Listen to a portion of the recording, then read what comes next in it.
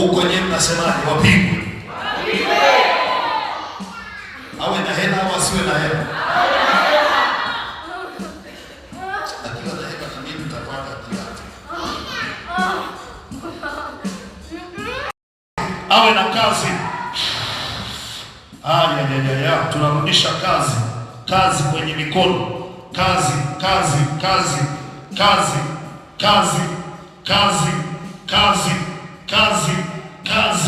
Kuwe na fedha, kuwe na cash.